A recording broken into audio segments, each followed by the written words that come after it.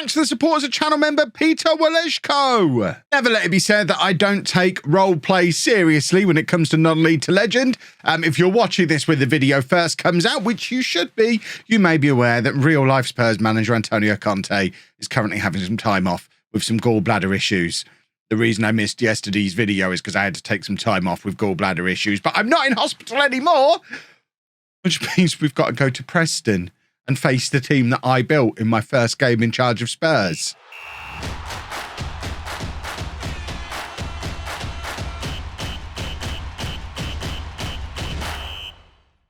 Hello and welcome to Club 3, Part 2 of Non-League to Legend. I'm Kevin. Coming up on today's episode, we have that first ever game in charge of Spurs against Preston. And then I think we'll show the Ajax game as well in the Champions League, just to see how we measure up in Europe. We'll do Sheffield United off camera. Since you were last with me, there's only been a couple of days that have passed. I've started offering some of the players that I don't want out for transfers.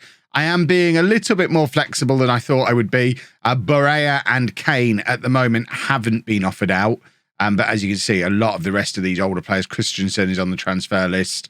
Buendia, we've already arranged a deal. He's off to Marseille. So that's the first outgoing transfer of the new era. £13.25 million for him means we're starting to accumulate a little bit of a transfer kitty with plenty spare in the wage budget as well. And a few of these other guys are hopefully on their way out as well as soon as we can get the transfer window open. But we are going to try and keep things as simple as possible here at Spurs. So we are going to be doing here what we were doing at Preston. It'll be interesting to see if they match up like for like with us. I don't know that they will. So that could be quite interesting for the Preston faithful, seeing me coming here with a different team lined up the same way I was lining them up, and their new manager isn't doing that. I don't think they have a new manager yet. I obviously only left a few days ago. So at the moment, Mike Marsh, my assistant manager, has taken control, and the indication is that he's going to switch back to a 4-3-3, or I don't know where this has come from because they've not played a game without me.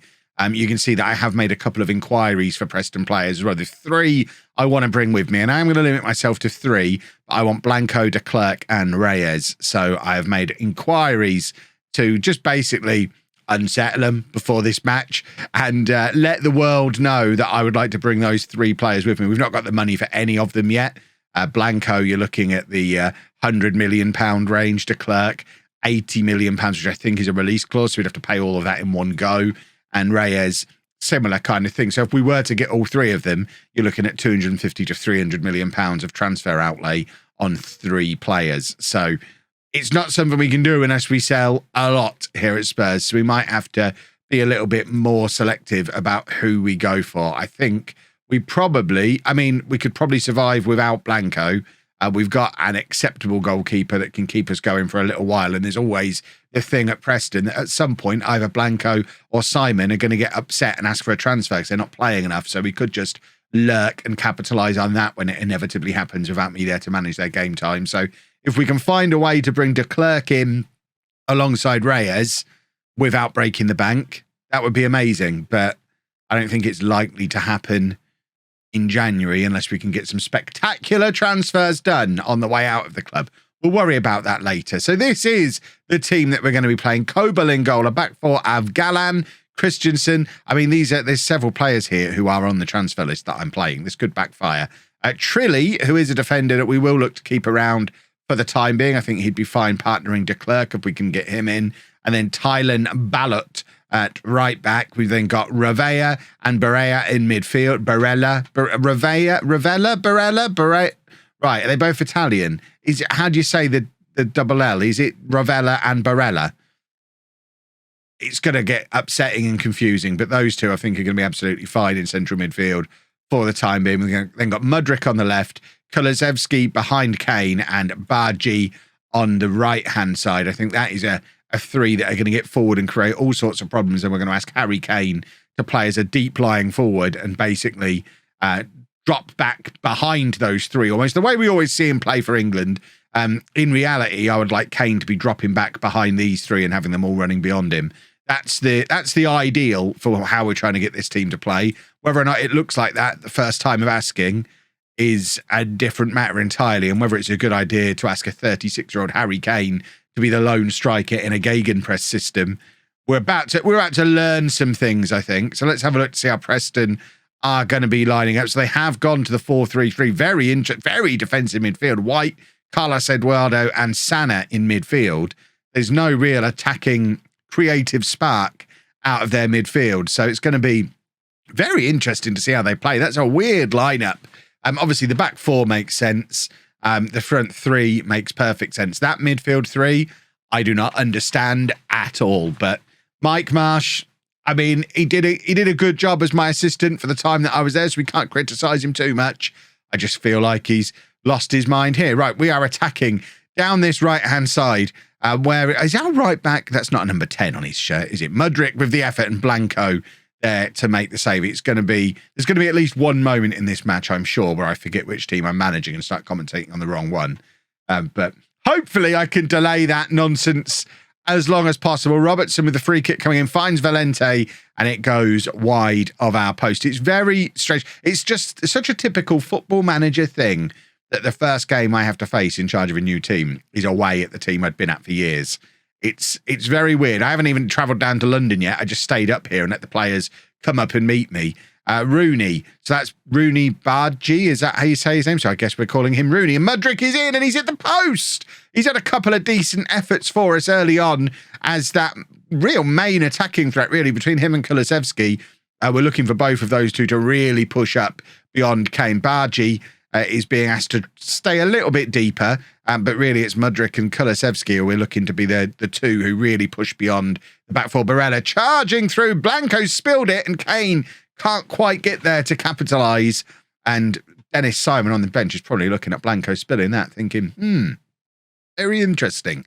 One of the last things I did before I left Preston was promising Simon more game time, because he was starting to get upset. So I think I've left poor old Mike Marsh with problems to deal with there. But here is Reyes, and what is Coble doing all the way up there? Some nice sweeper keeping is what he's doing. That's actually some good work. Reyes has been quiet so far today, not really impressing on his audition in front of the Spurs board. But Mudryk bursts into the area again, and this time hits it so hard that Blanco gets a hand to it and it just goes straight through him. It's Preston 0, Tottenham 1 just after half-time, and Mudryk is looking very, very dangerous. Everything's coming down this left-hand side at the moment, and he is getting forward, getting into the area, getting chances, and now he has capitalised on one, and Blanco really is going to be disappointed with that attempt for a save. Dennis Simon is going to be having a lovely time on the bench, knowing that he might get some game time soon enough. That'd be the ideal, really. I don't care which one of them gets upset, as long as one of them ends up on the transfer list for the summer, so that we can steal them. I think they're probably the two best. Forget probably, they are the two best young goalkeepers in the Premier League. I don't really care which one of them I get. I just want one of them because they're both really, really good. Right. I get there's your moment. I was confused. I thought I was Preston manager for a second. Gotta remember, I'm Tottenham through and through, as you all know. And there's Harry Kane. Look at him dropping deep. It's a poor attempt at a clearance from him.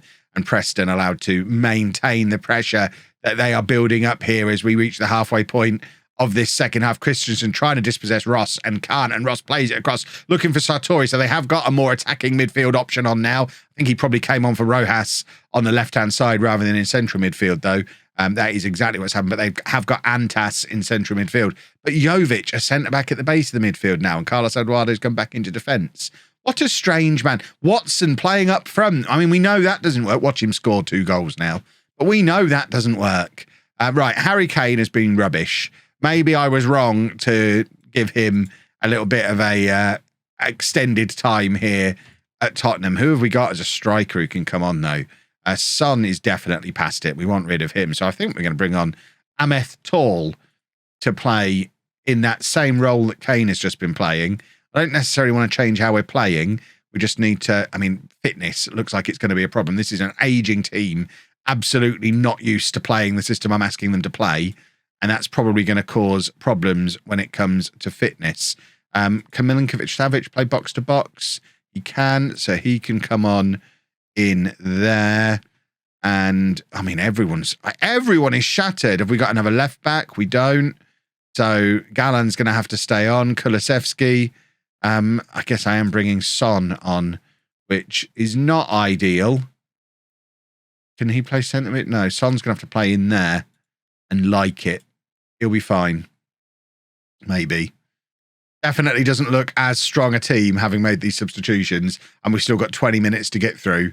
I think this is probably where the superior fitness of Preston will start to shine through, as our old men playing our high-tempo system for the first time in 1,000 years are struggling a little bit. But there is Ameth Tolu, so very close to becoming a Preston player a couple of years ago when we were chasing him at the start of a summer and he ended up choosing Spurs ahead of Preston. What kind of maniac would make a decision like that?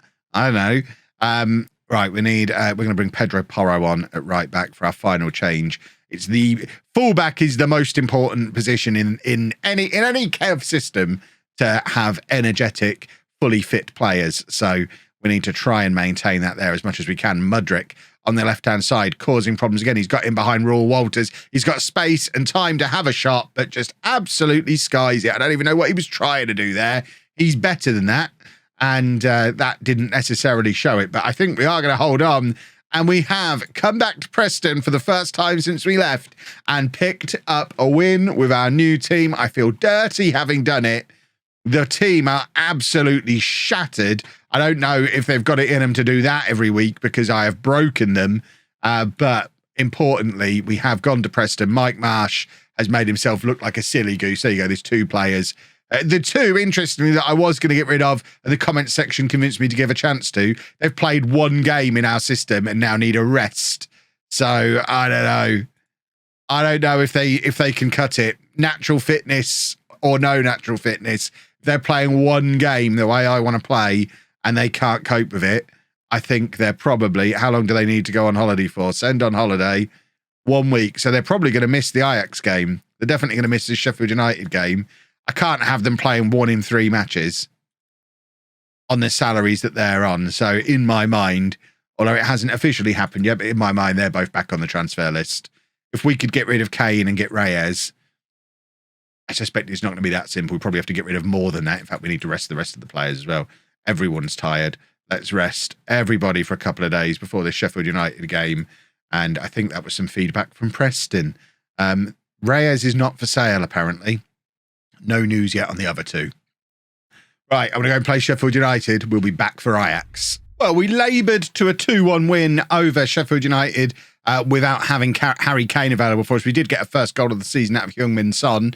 Might even be his last game for Tottenham. Last goal for Tottenham, sorry. But he had a decent performance until he started to tire. He is 37 years old.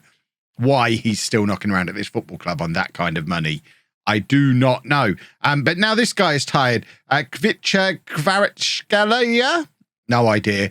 He's now had to go on holiday too. So when you add in the 3 that we've got on holiday and this extraordinary number of players not registered, I don't know how they've got themselves into this pickle with homegrown players, that so many players are unregistered. We can't even fill a bench for this game against Ajax. But this is going to be our team. Kobel in goal.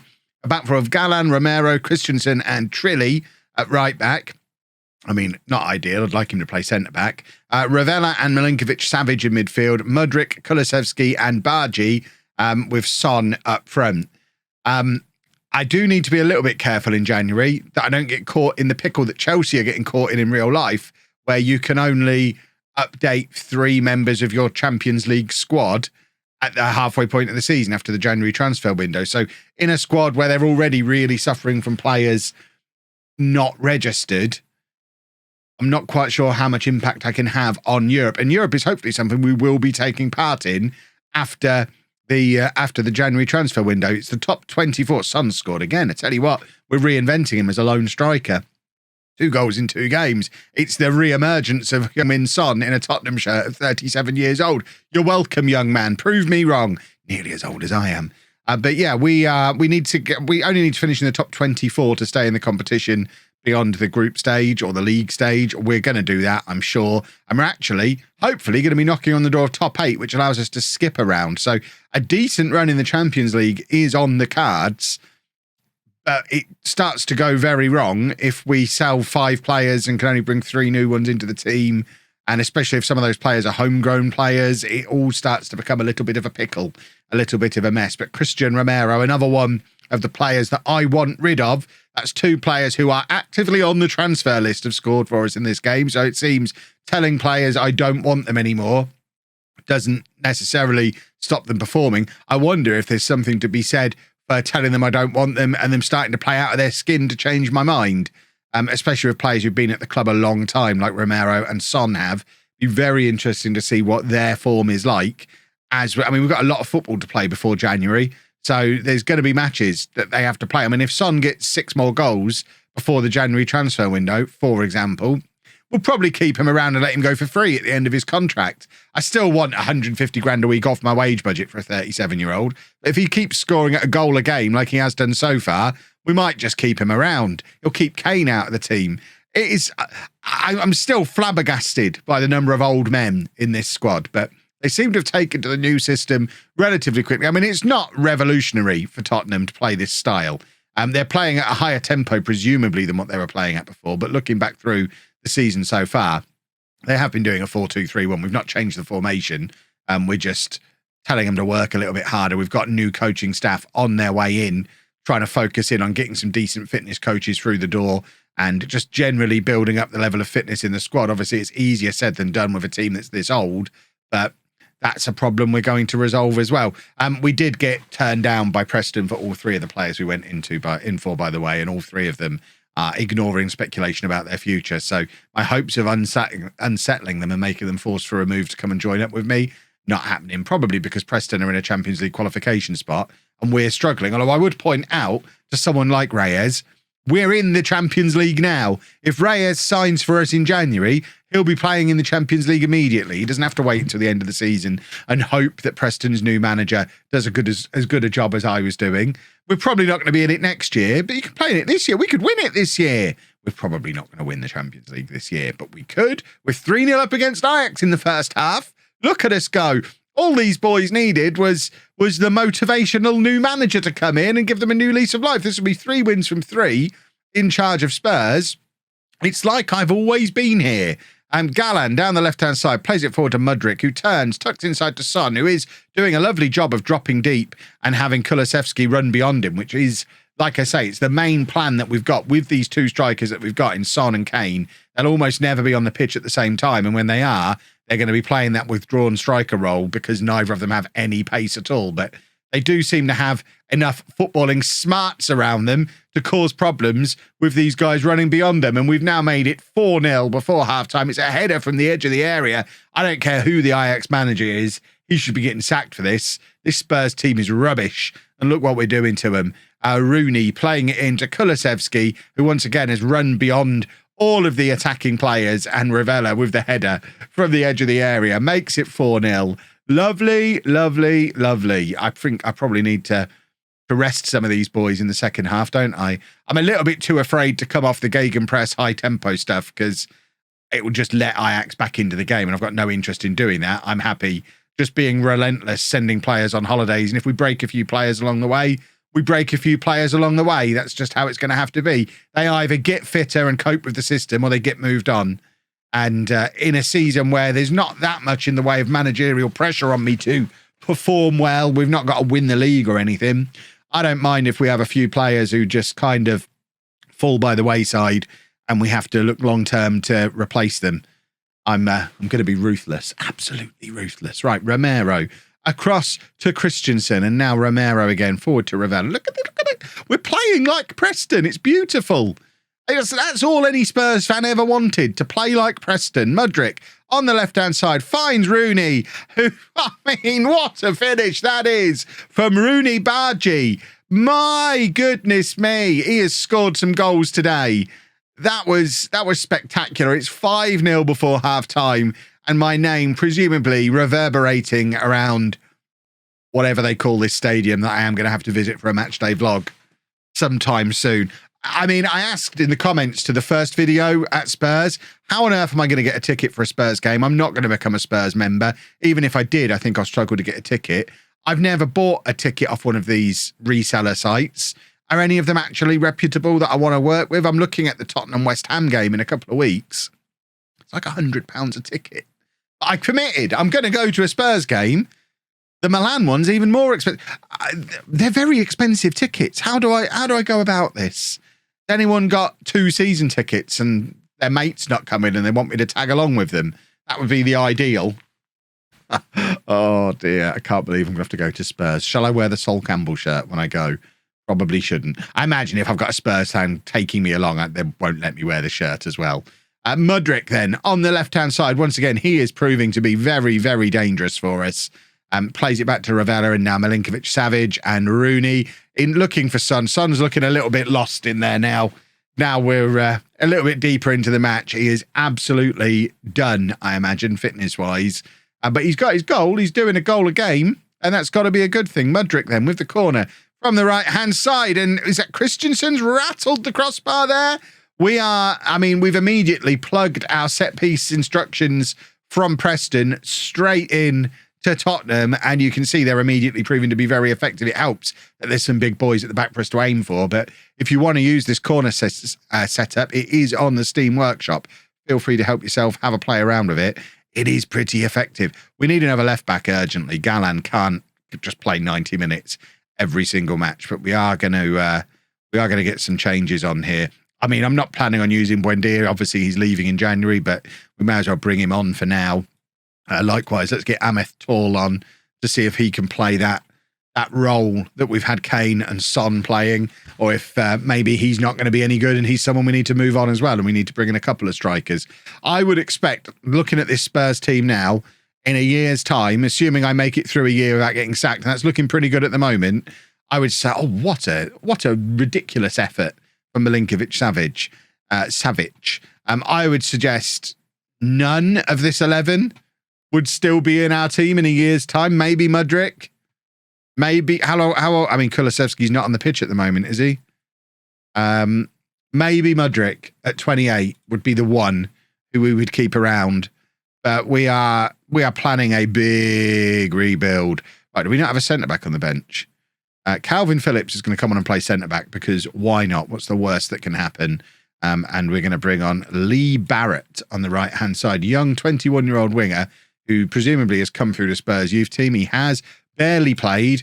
He's the kind of player we need to be focusing on. Homegrown, which is going to help with these squad registration issues for the Champions League. And we probably need to be working out if he's any good or not. And if he fits into this system, he's going to have to play as that inside forward, because with the super slow, lumbering strikers that we've got, playing with wingers isn't really what we're looking to do. I want inside forwards cutting in off both wings, getting into the penalty area and being our main goal threats. So he's going to have to learn to do that, even if he more naturally wants to be a winger. There is Phillips, centre-back, Calvin Phillips. And now Galan, back to Phillips again. And Ravella, back to Phillips. Look, we're just knocking the ball around like we're good at football. It is a bunch of old men. I mean, those three players there have got a combined age of about 100. But, we're doing all right. Tall is in. Ameth Tall. And he doesn't score. Jury's still out on him. To be fair, I don't think he necessarily suits the system that we're using at the moment, the needs-must system, because of the slow strikers. So we might need to come up with a second plan for when Tall comes on so we can try and get the best out of him, because I don't think dropping deep and letting players run beyond him is necessarily his forte. But I think that's a pretty successful first couple of matches. After a rotten old season so far for Spurs, we've come in, won 3 matches. We're now up to 14th in the Premier League, 8 points clear of the drop. That's job one done. We're not going to get relegated. We do need to qualify for the Europa League, though, out of the league this season. So that does mean we've got some ground to make up. We're still 9 points behind Southampton. Preston falling, which is very sad to see. Have they got a new manager yet? Nope. Is he? He's still just caretaker. They've not made him interim manager. They need to get a wriggle on and get a manager in there, because I am not going to enjoy watching them tumble down the table. Although, if they're mid-table by the time the January window opens and we're up, if we've caught Preston by the January window, then it might be a little easier to turn a few heads. So we shall see. And then with the Champions League, obviously that win allows us to continue hovering just outside the top 8. We've got 2 more games to play. We play Marseille and Bodo Glimt. I think it's possible for us to finish in the top 8. And for a club this aging, with this many fitness issues, missing those first knockout round games will be big. So we do need to make sure we win those. But we will be back tomorrow, as long as I don't end up in hospital again, which fingers crossed I won't. We'll be back tomorrow with something going on in January. Hopefully, the great rebuild. Well, we've done it the last 2 clubs. We've got to do it again. The great rebuild is going to be back apace tomorrow. If you've enjoyed that, please make sure you leave a nice big thumbs up on there for me. Subscribe to the channel for daily Football Manager videos. And thank you very much for watching.